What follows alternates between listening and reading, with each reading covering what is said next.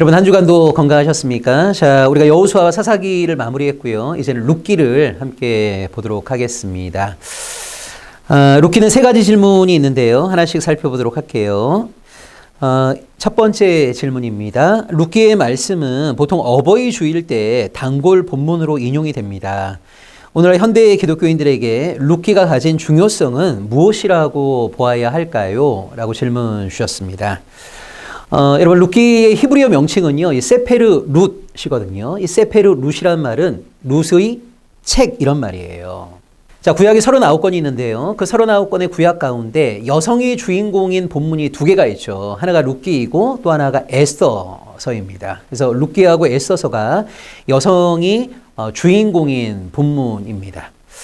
그 룻기는요, 이스라엘의 5대 명절, 이걸 이제 그 5대 명절 때 낭독되는 성경 본문이 있어요. 이걸 이제 메길롯이라고 얘기하는데, 이제 우리나라로 치자면 여러분 예를 들면 구정, 무슨 추석, 이런 식으로 우리 민족에게 굉장히 중요한 절기가 있지 않습니까?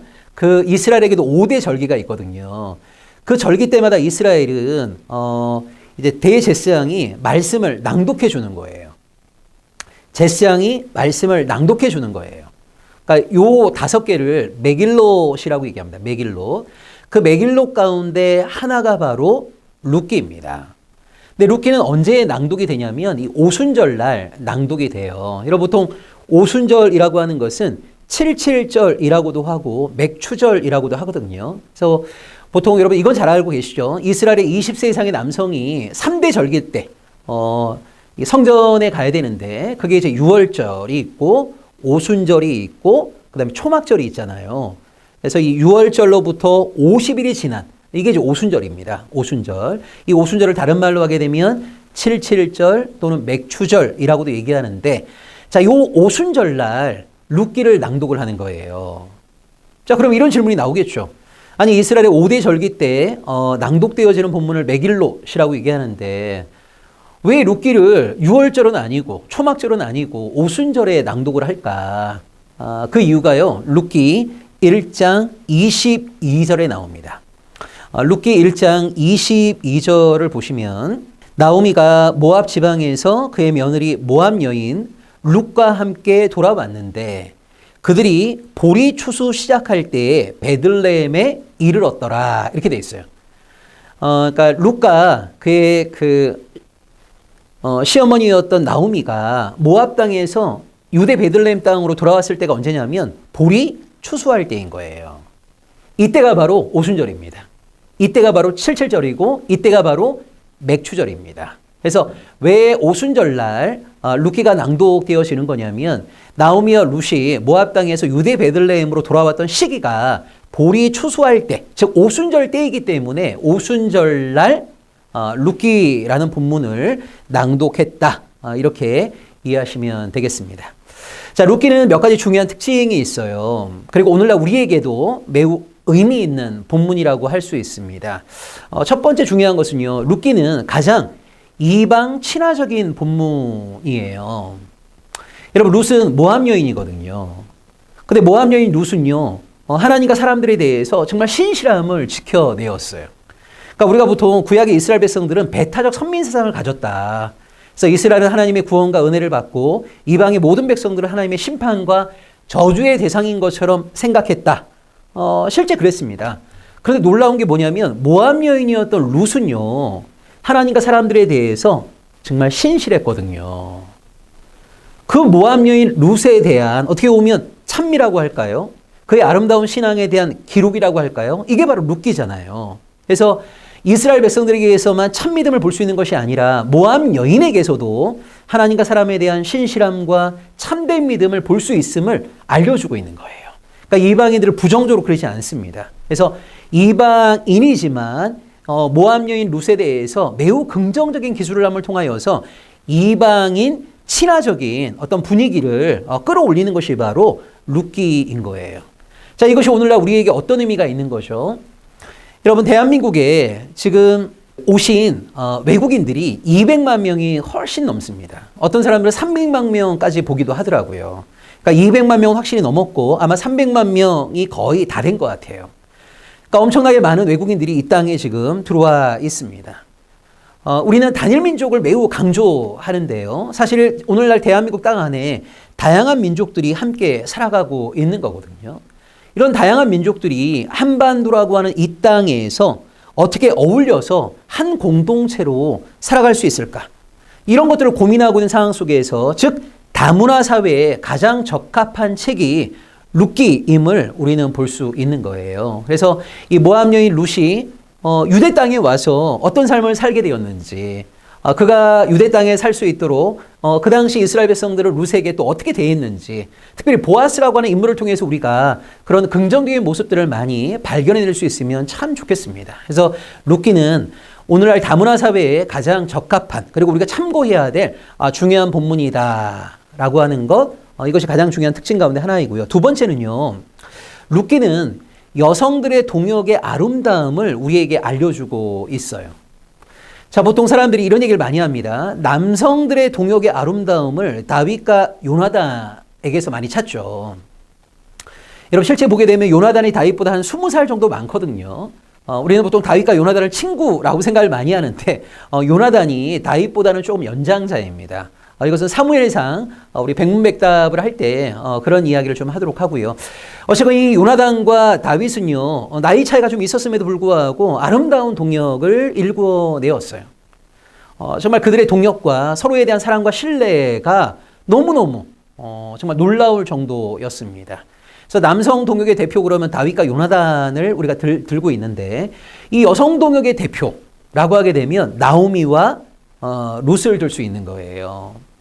나오미하고 룻은 나이도 있었고요. 그 다음에 나오미는 이 룻의 시어머니 아닙니까? 여러분, 보통 시어머니하고 며느리는 우리가 고부 갈등이라는 표현에서도 알 수 있는 것처럼 참 쉽지가 않거든요. 근데 이 나오미하고 룻은요, 나이의 차이를 뛰어넘어서, 아니면은 서로가 있었던 어떤 그 사회적인 위치의 차이를 뛰어넘어서 너무너무 아름다운 동역을 보여주고 있는 거예요. 그래서 우리가 이 룻기를 통해서 오늘 이 시대가 얼마나 개인주의화 되었습니까? 자기밖에 모르고 너무나 이기적인 사람들이 넘쳐나는 사회 속에 있는데, 이런 개인주의화된 시대 속에서 이 동역의 가치, 또 동역의 중요성을 우리가 룻기를 통해서 또 교훈을 얻을 수 있다고 생각이 듭니다. 자, 그리고 무엇보다 여러분 중요한 것이요, 기독교 신앙의 어떤 그 특징, 기독교 신앙의 아름다움이라고 말할 수 있는 것이 바로 갈라디아서 3장 28절의 말씀이거든요. 그리고 갈라디아서 3장 28절에 보게 되면 유대인이나 이방인이나 주인이나 종이나 남자나 여자나 그리스도 안에서 하나이다라는 말씀이 나와요. 이것이 바로 기독교 신앙의 열매인 겁니다. 여러분, 세상적으로는요, 유대인과 이방인은 어울릴 수 없는 사람인 거예요. 함께 할 수 없는 사람인 거예요. 레위기가 말하는 것처럼 이스라엘 백성이 자신의 거룩함을 지켜내기 위해서는 이방의 모든 사람들과 단절하고 분리돼야 되는 거예요. 여러분, 주인과 종이 하나 될 수 있습니까? 여러분, 오랜 세월 동안요, 이런 종과 노예는 사람 취급을 받지 못했어요. 심지어 그리스와 로마 사회에서는요, 종과 노예의 노동을 일상적으로 누리기 위해서 주인들이 종을 어떻게 규정했습니까? 종은 인간의 말을 하는 짐승이라고 했어요. 종은 일을 하는 기계라고 했어요. 그러니까 아무리 많은 일을 시킨다 하더라도 기계이기 때문에 상관없어요. 인간의 말만 하는 짐승이기 때문에 주인의 말을 듣지 않을 경우에는요, 얼마든지 구타할 수 있고 린치를 가할 수 있는 거예요.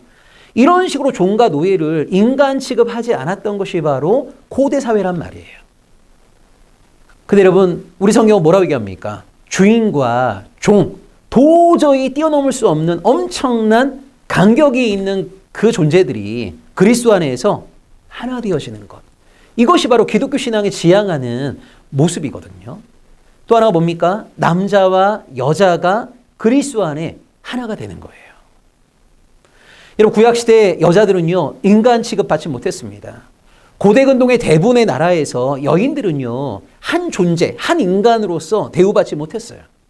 여자들은 남자들에게 종속되어 있었습니다. 우리 민족도 그렇지 않습니까? 여자로 태어나게 되면 결혼하기 전까지는 아버지의 권위에 순종해야 돼요. 결혼하게 되면 남편의 권위에 순종해야 돼요. 이것이 여인들의 운명이었어요. 근데 갈라디아 3장 28절에서 무슨 이야기를 합니까?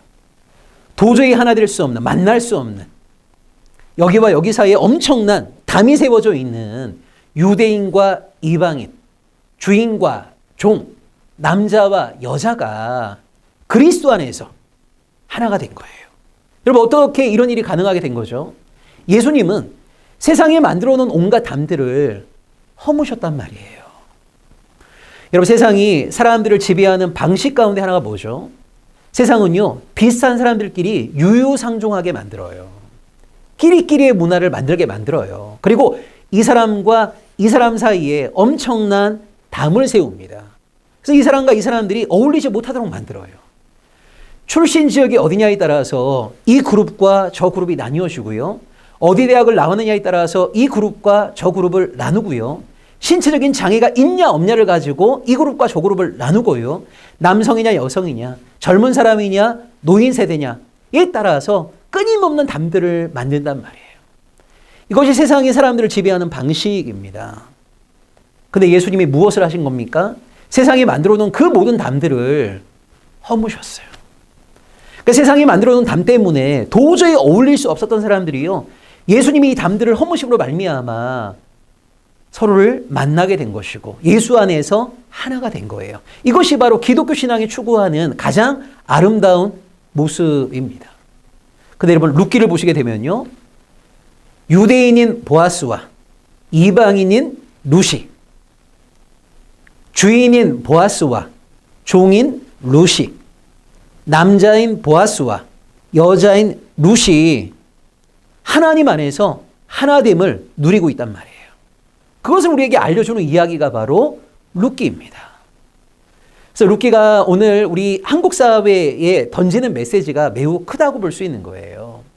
200만 명 이상의 외국인들이 이 땅에 함께 살고 있는데 이런 다양한 인종들이, 민족들이 섞여 살고 있는 이 대한민국 안에서 어떻게 우리가 서로 어울려 살아갈 수 있을까? 이런 다문화 사회에 정말 우리가 주목해서 봐야 될 본문이 바로 룻기이고, 또 개인주의화된 어떤 삶이 일반화되어 있는 이 시대 속에서 동역의 가치와 중요성을 우리에게 또 알려주고 있는 본문이 룻기이고, 또 세상의 담이 이 하나님 안에서, 기독교 신앙 안에서 허물어진, 도저히 하나 될 수 없는 사람들이 하나님 때문에 하나 되어지는 이야기, 이것을 또 우리는 룻기를 통해서 볼 수가 있습니다. 그래서 룻기 안에서 이 세상의 담들이 어떻게 허물어졌는가라고 하는 것을 우리가 주목하면서 오늘날 우리들의 삶 속에서도 예수로 인해서 이 세상의 담들이 허물어지는 또 기적 같은 사건들을 충만하게 우리가 누릴 수 있기를 소망하게 됩니다. 두 번째 질문 보겠습니다.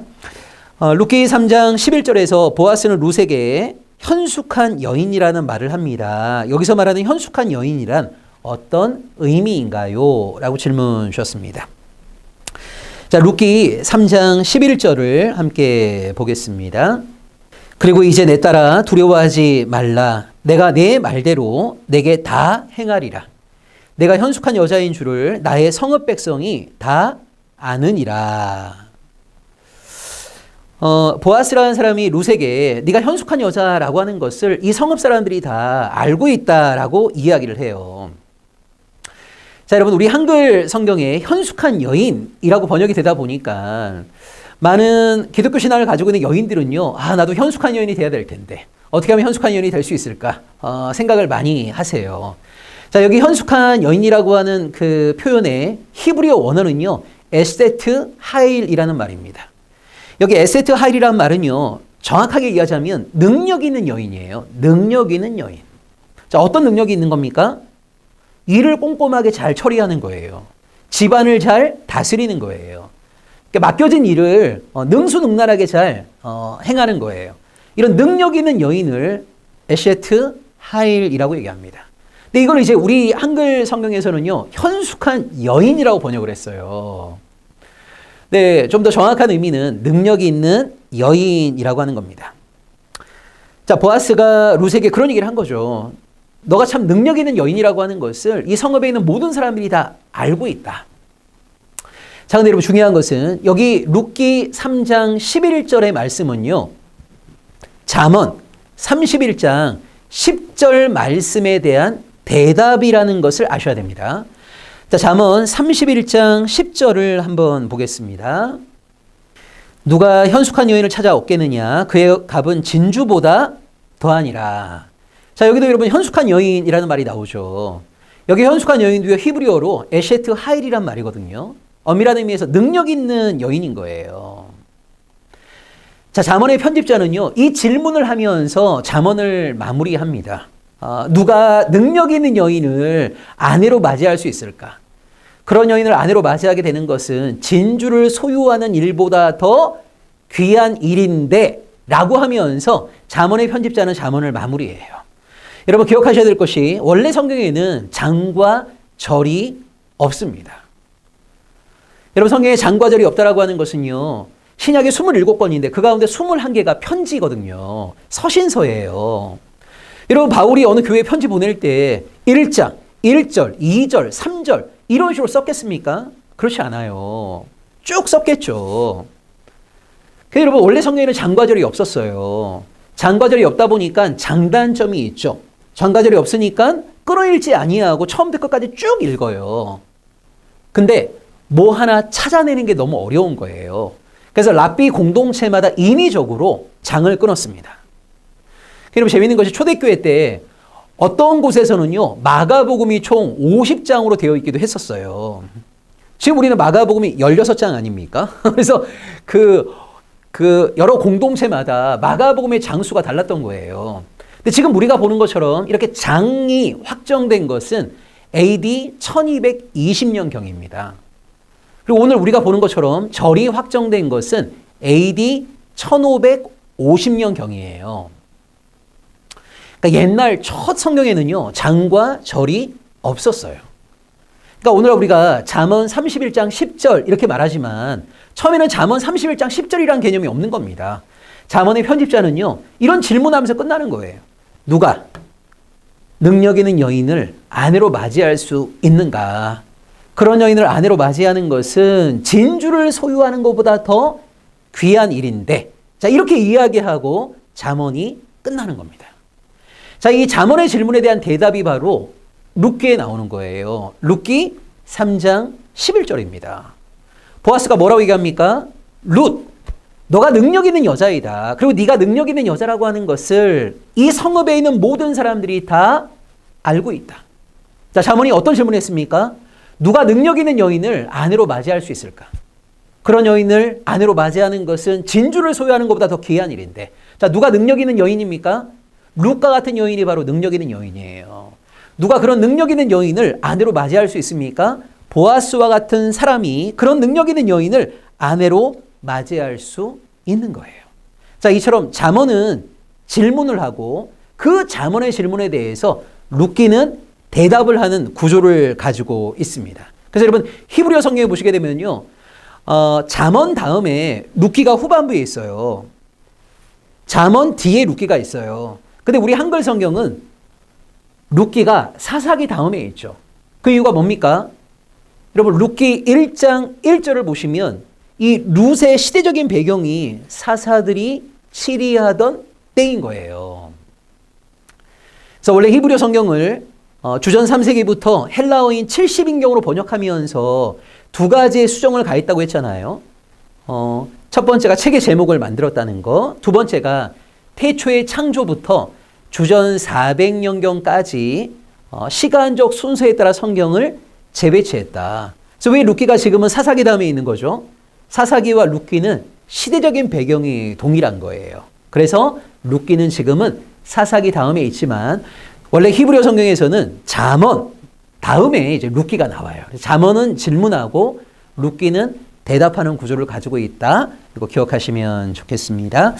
자, 세 번째 질문 보겠습니다. 룻기의 마지막에 다윗 집안의 족보가 나오는데 특별한 이유가 있는 것인지 궁금합니다. 라고 질문 주셨습니다. 자, 룻기의 마지막을 한번 볼까요? 룻기 4장 18절에서 22절을 함께 보겠습니다.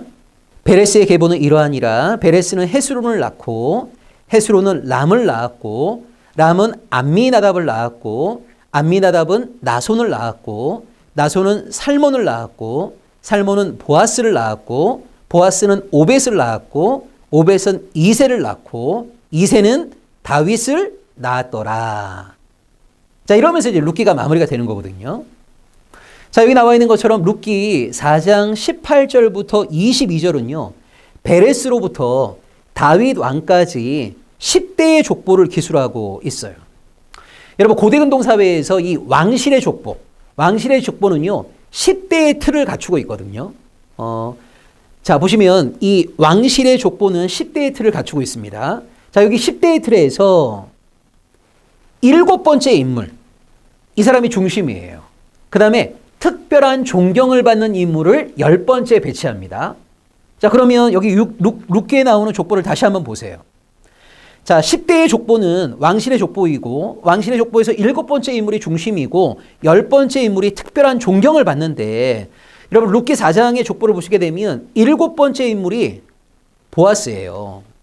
그 다음에 특별한 존경을 받는 10번째 인물이 누굽니까? 다윗이에요. 다윗.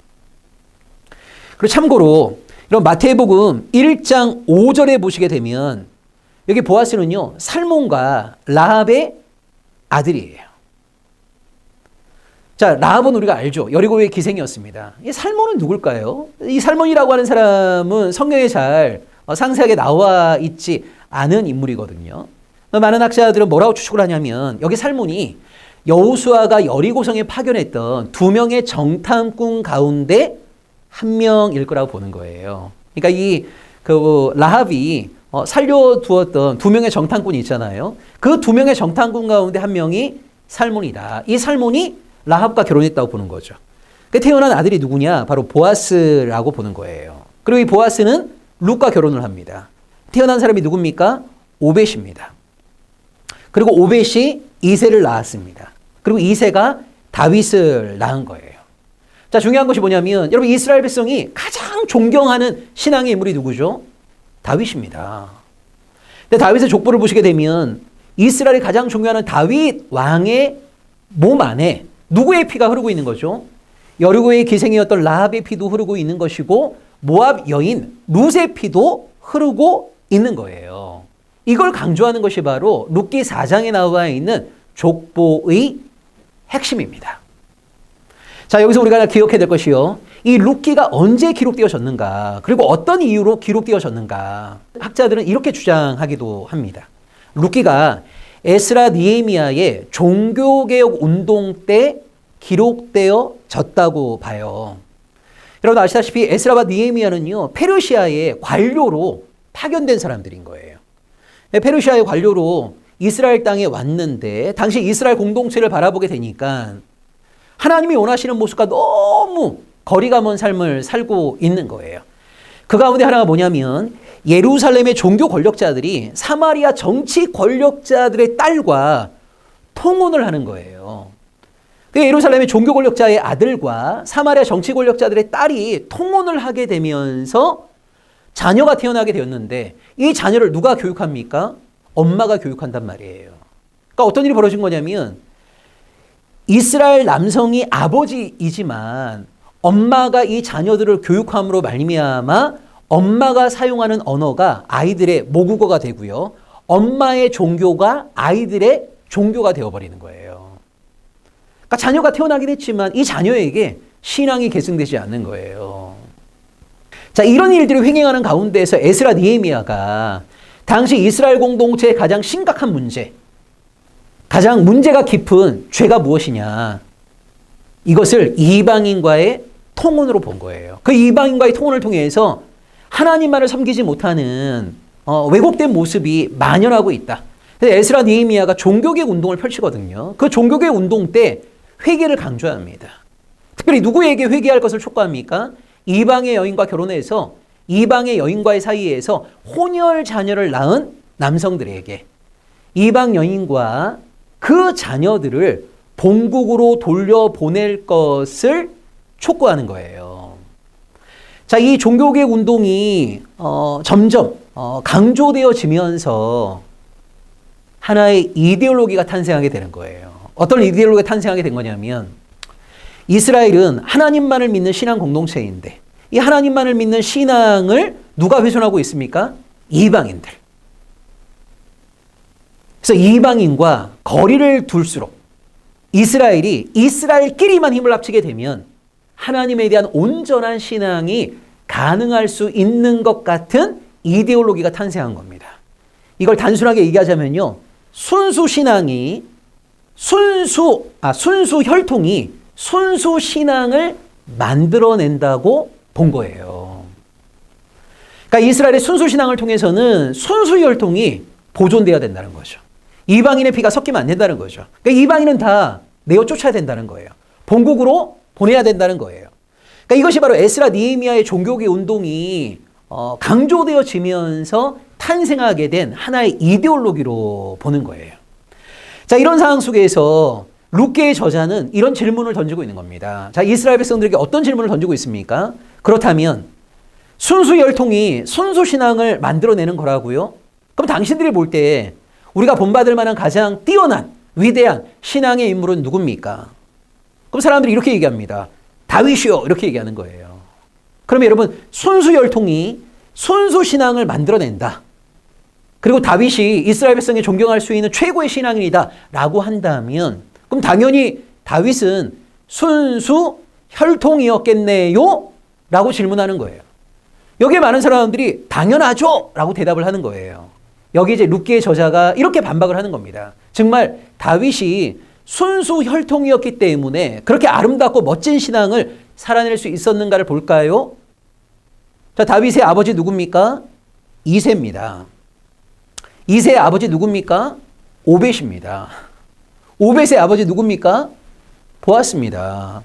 그 보아스의 아내가 누굽니까? 룻입니다. 룻이 어느 나라 사람입니까? 이스라엘 사람인가요? 아니에요. 룻은 모압 여인이에요. 보아스의 아버지는 누굽니까? 살몬입니다. 그 살몬의 아내가 누굽니까? 라합입니다. 라합이 이스라엘 여인인가요? 아니요. 여리고 여인이었어요. 그러니까 이미 다윗이라고 하는 한 존재의 조상들을 살펴보게 되면 다윗이라고 하는 한 존재의 몸 안에 여리고 여인이었던 라합의 피와 모압 여인이었던 룻의 피가 흐르고 있단 말이에요. 순수 혈통이었기 때문에 다윗이 위대한 신앙의 걸음을 걷게 된 겁니까? 전혀 그렇지 않음을 룻기는 반박하고 있는 거예요. 여러분, 족보들을 보게 되면 룻은요, 다윗 왕의 증조 할머니가 되는 거거든요. 모압 여인이었지만 룻은 하나님에 대한 온전한 믿음을 가지고 있었어요. 그리고 사람에 대한 신실함을 드러내었어요. 끝까지 시어머니였던 나오미에 대해서 충실함을 지켜내었습니다. 그래서 이스라엘 백성이 갖고 있는 이 순수 혈통, 순혈주의, 그리고 순수 혈통이 순수 신앙을 만들어낸다라고 하는 그런 식의 주장에 대해서 그렇지 않음을 반박하고 있는 하나의 중요한 의미가 이 룻기 안에 담겨져 있음을 기억해 주시면 좋겠습니다. 자, 오늘 세 가지 질문 살펴봤는데요. 첫 번째가 이 룻기가 가지고 있는 중요성이 뭐냐. 룻기는 에스더서와 함께 여인이 주인공인 책이고요. 그 다음에 오순절날 불리어졌던 그 낭독되었던 본문이다. 룻기는 가장 이방인 친화적인 본문이다. 오늘날 다문화 사회로 가고 있는 이 대한민국 사회 안에서 이 땅에 들어와 있는 사람들이 어떻게 하나된 공동체를 일궈낼 수 있을 것인가. 룻기가 우리에게 중요한 참고서가 될 수 있을 것 같고요. 그 다음에 여성의 동역의 아름다움을 우리에게 또 알려주고 있는 것이 바로 룻기이고, 무엇보다 룻기가 중요한 것은 갈라디아 3장 28절이 말하는 유대인과 이방인, 주인과 종, 남자와 여자가 그리스도 안에 어떻게 하나 될 수 있는가. 그 신뢰를 보여주고 있는 것이 바로 룻기이다. 그런 의미에서 우리가 룻기를 통해서 우리들의 삶 속에서도 세상이 만들어 놓은 온갖 담들을 그리스도 안에서 어떻게 허물어낼 수 있을지 좋은 교훈을 얻을 수 있었으면 좋겠다라는 생각이 들고요. 룻기 3장 11절에 나오는 현숙한 여인은 능력 있는 여인이란 의미이고, 이것은 잠언 31장 10절의 질문에 대한 대답이다 라고 하는 말씀드렸습니다. 그 다음에 세 번째가 룻기 마지막에 이 족보가 나와 있는데 결국 룻의 이야기를 통해서 이 다윗의 족보를 말하고 있는 거거든요. 그래서 많은 학자들은 이 룻기가 기술되어진 시점이 에스라 느헤미야의 종교개 운동 때 결국 순혈이 순수신앙을 만들어낸다라고 하는 이데올로기에 대한 반박, 꼭 그렇지 않다. 당신들이 가장 존경하는 다윗 왕의 몸 안에도 여리고 여인 라합과 모압 여인 루세 피가 흐르고 있었다. 순혈이 순수 신앙을 만들어내는 것이 아니다. 라고 하는 것에 대한 반박으로 룻기가 기술되어졌다라고 주장하는 학자들도 있다. 자, 이 정도 여러분 이해하시면 좋겠습니다. 오늘 룻기 세 가지 질문 살펴보았고요. 이제 룻기까지 마무리를 했고 다음에 이제 사무엘상을 우리가 함께 보도록 하겠습니다. 여러분 고맙습니다. 건강하십시오.